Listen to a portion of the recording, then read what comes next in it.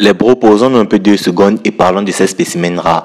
Vous savez, ces gars qui représentent un peu toute la communauté One Piece, ces gars qui ont le privilège, le luxe, que dis-je, l'honneur de poser des questions à l'auteur Eiichiro Oda, ces questions qui vont représenter le SBS qui va constituer la fermeture d'un tome. Les bros, franchement, c'est avec tout mon respect. Franchement, je me sens même gêné de vous poser la question, mais franchement, c'est avec tout mon respect. C'est-à-dire, c'est à quel moment, c'est-à-dire, t'es préparé pendant une semaine, un mois, voire même un an, et lorsque tu es arrivé devant l'auteur Eiichiro Oda, la question que tu as trouvée la plus judicieuse à lui poser, c'est comment Shanks se retrousse-t-il les manches de sa chemise?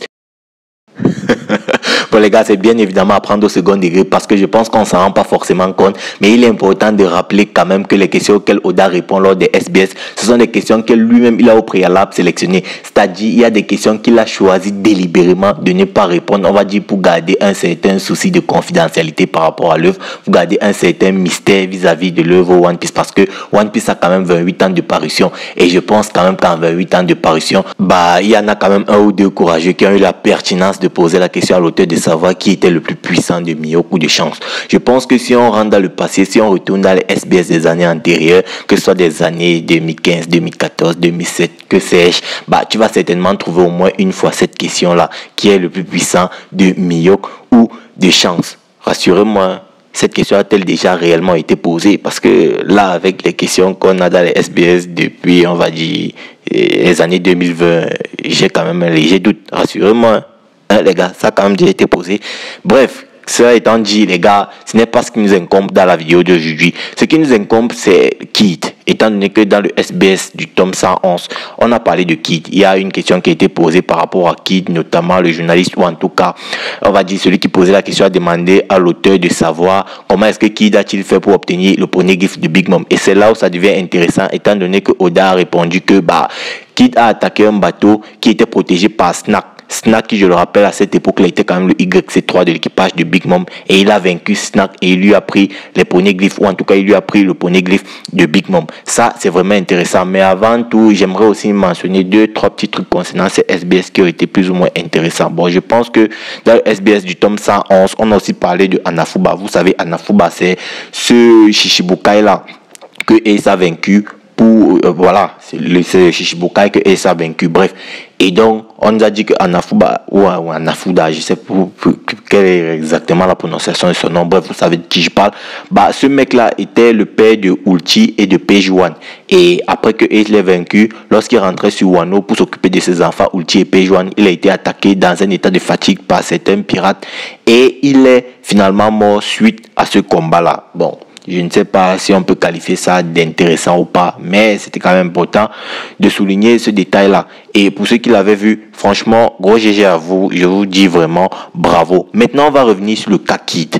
Le cas Kid, il est très intéressant parce que beaucoup de gens fuient cette question. Beaucoup de gens fuient cette question, pourquoi? Parce que ça va remettre en question les rapports de force dans l'univers de One Piece. Parce que les gars, je ne sais pas si vous vous rappelez, c'est vrai que j'ai déjà supprimé les vidéos sur la chaîne, mais j'avais déjà parlé du Gear Force de Luffy dans son combat face à Don Quijote et Doflamingo. Moi je disais clairement que le niveau que Luffy avait atteint avec son Gear Force, c'était pas un niveau qui le mettait au-dessus du personnage de Trafalgar Law, mais c'était un niveau qui le mettait plus ou moins à égalité avec Trafalgar Law. Et justement mes arguments par rapport à ça, c'était que Trafalgar Law, pendant l'arc Dressrosa, il a affronté à la fois en 2v1 Fujitora, un amiral, et Doflamingo, un grand corsaire, et pas des moindres, parce que Doflamingo en termes de puissance, il est quand même parmi les plus puissants grands corsaires, surtout qu'il possède, et bon, on va dire maîtrise aussi quand même à moindre mesure le Haki des rois. Donc Doflamingo c'est un combattant quand même assez aguerri, et lorsque Luffy avec sa forme du Gear Force a vaincu Doflamingo, c'est un Doflamingo qui avait été affaibli par le Gamma Knife de l'eau un peu auparavant, c'est-à-dire préalablement l'eau avait affronté aussi Doflamingo, et par sa technique du Gamma Knife il avait réussi quand même, on va dire, à réduire la puissance de Doflamingo.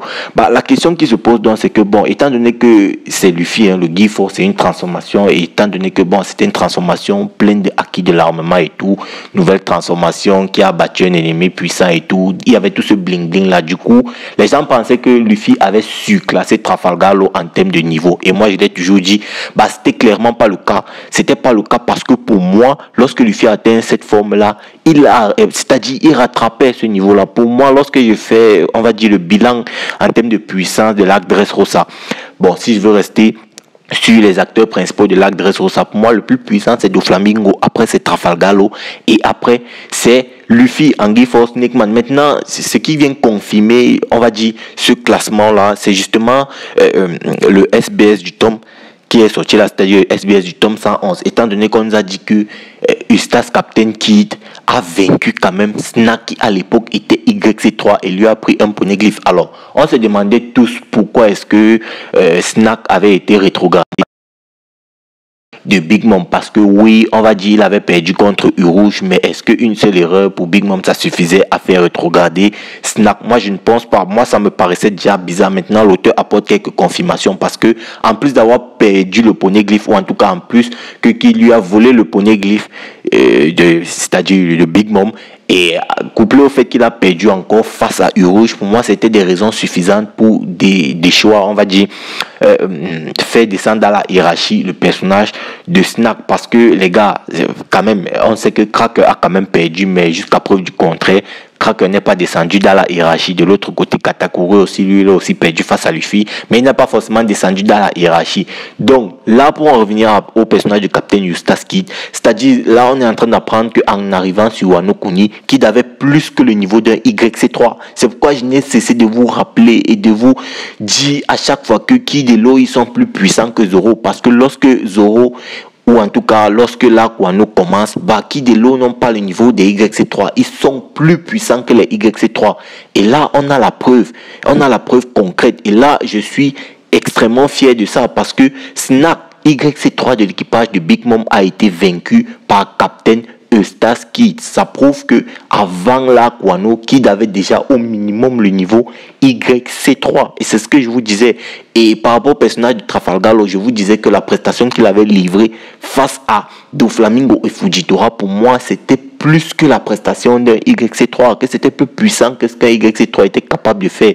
Quand on voit un peu ce que comment dit Crack a pu faire face à Aokiji et Vanugu, en fait il n'a littéralement rien fait, il s'est juste fait geler. De l'autre côté, tu as quand même un Law qui réussit à tenir pendant un bon moment, c'est-à-dire le combat il était quand même assez intense, puisque Fujitora balançait des météorites et Doflamingo utilisait quand même son fruit du démon au max.